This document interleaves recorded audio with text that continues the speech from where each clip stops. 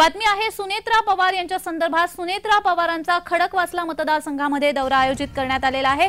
महिला मेळाव्याला देखील सुनेत्रा पवार उपस्थित राहणार आहेत। सुनेत्रा पवार यांचा खडकवासला मतदारसंघामध्ये दौरा आयोजित करण्यात आलेला आहे। तर सोबतच सुनेत्रा पवार या महिला मेळाव्याला देखील उपस्थित राहणार आहेत। तर या संदर्भात अधिक माहिती देत आहेत आमचे प्रतिनिधी रोहन कदम। रोहन, सुनेत्रा पवार यांचा खडकवासला मतदारसंघामध्ये दौरा आयोजित करण्यात आलेला आहे। कोणकोणते कार्यक्रम या दौऱ्यादरम्यान आयोजित करण्यात आलेत? जान्हवी, खरं तर सुनेत्रा पवार यांच्या गाठीभेटीचा कार्यक्रम जो आहे तो मागील महिनाभरापासून सुरू होता, परंतु तो केवळ ग्रामीण भागामध्ये होता।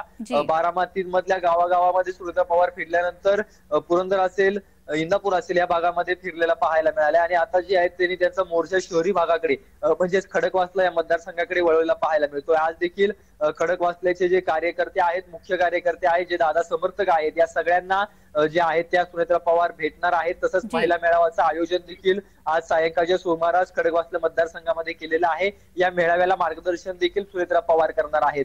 एकंदर खडकवासला मतदारसंघ जर पाहिला तर बारामती लोकसभा मतदारसंघासाठी अतिशय महत्वाचा मानला जातो आणि राष्ट्रवादीला यापूर्वी सुप्रिया सुळेंना या ठिकाणून फार कमी मतदान जे आहे ते मिळत होतं। मोठी आघाडी जी आहे तो भाजपचा उमेदवार यापूर्वी या खडकवासला मतदारसंघामधून घेत होता। त्यामुळेच भाजपच्या पदाधिकाऱ्यांना देखील, भाजपच्या नेत्या मंडळांना देखील भेटण्याचा कार्यक्रम सुनेत्रा पवार जे आहेत या सगळ्या दौऱ्यामध्ये करू शकतात।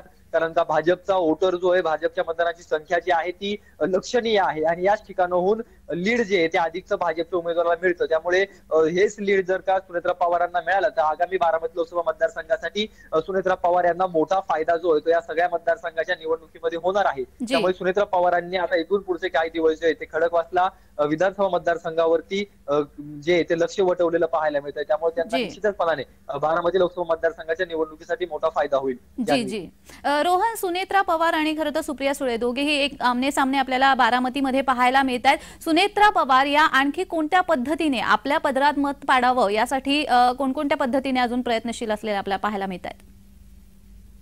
निश्चितच जान्हवी, खरं तर बारामतीचा सोडला तर बाकीचा पुरंदर विधानसभा मतदारसंघ असेल, दौंड असेल, भोरवेलला मुळशी असेल, इंदापूर असेल आणि खडकवासला असेल, या पाचही मतदारसंघामध्ये जर पाहायला गेलं तर सुनेत्रा पवार यांचं पारडं सध्या तरी जड दिसतंय। केवळ भोरवेलला मुळशीमध्ये संग्राम थोपटेंची जर का जुळवणूक जर का सुनेत्रा पवारांना किंवा अजित पवारांना अप्रत्यक्षरित्या करता आली तर निश्चितपणाने खूप मोठा फायदा जो आहे तो सुनेत्रा पवारांना होणार आहे। त्यामुळे इथून पुढच्या काळामध्ये केवळ खडकवासलाच नाही तर जो भोरवेलला मुळशी म्हणजे आत्ताचा भोर राजगड मुळशी जो मतदारसंघ आहे त्या मतदारसंघामध्ये देखील सुनेत्रा पवार काही दिवसांमध्ये जाऊ शकतात आणि निश्चितपणाने संग्राम थोपटे यांची देखील भेट सुनेत्रा पवार आगामी काळामध्ये घेऊ शकतात आणि त्यांच्याकडून जर का त्यांना मदत मिळाली तर निश्चितपणाने मोठा फायदा जो आहे तो होणार आहे। तर दुसरीकडे शिवतारे यांचं बंड शमवण्यासाठी जे प्रयत्न केले जात आहेत, त्यानंतर विजय शिवतारे यांनी ज्या प्रकारे बारामतीमध्ये भूमिका घेतलेली आहे आणि अपक्ष निवडणूक लढवण्याची मोहीम हातामध्ये घेतलेली आहे, जर का तसं झालं तर मोठा धक्का जो आहे तो पवारांना, अजित पवारांना आणि सुनेत्रा पवारांना बसणार आहे। त्यामुळे हे बंड जे आहे ते शमवण्यासाठी मोठ्या स्तरावरती प्रयत्न जे आहेत ते सध्या केले जात आहेत। धन्यवाद रोहन, तुम्ही दिलेल्या या सविस्तर माहितीसाठी।